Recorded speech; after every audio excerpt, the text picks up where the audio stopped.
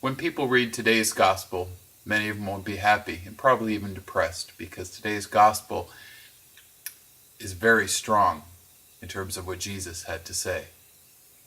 He says he didn't come here to bring peace, he came here to cause division. So there are many different ways we can look at what Jesus said in today's gospel. I'm going to add my thoughts or my 2 cents here.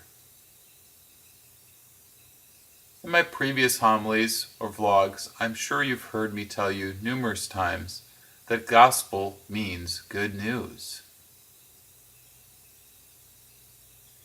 So, if we're reading the gospel and we walk away from it feeling sad or depressed, then we obviously haven't understood the message.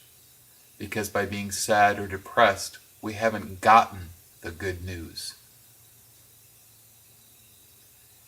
In today's gospel, what Jesus had to say really is good news. He says, I know you will suffer and be persecuted because of me, but it is worth it. That's really what he's saying. I would suspect that at the beginning of Jesus' ministry, he really felt hopeful about his teachings and was very excited to go out and teach people. But then as he went on, he faced persecution and frustration. People threatened to kill him. And Jesus even experienced persecution from his relatives, from his family. That must have saddened him, but he didn't give up because he knew that his teachings were worth it. And that is the good news. And he continued that until the point where people killed him. Before that, he would look at people and realize that they didn't really understand, and his disciples didn't really understand what it meant to be charged with following him. They didn't know that their families might not always support them. Jesus knew that they would be persecuted, and he told them that their suffering would be worth it and to persevere and not give up.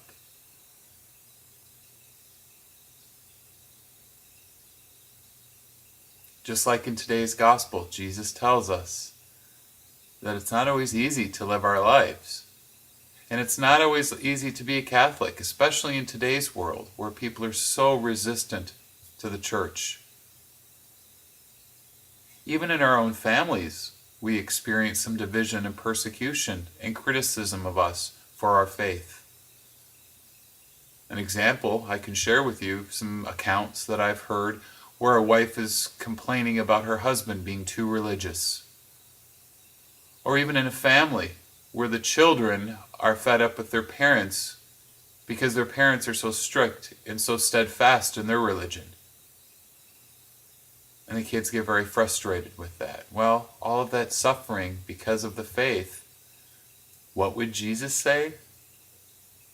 That it's worth it to not give up.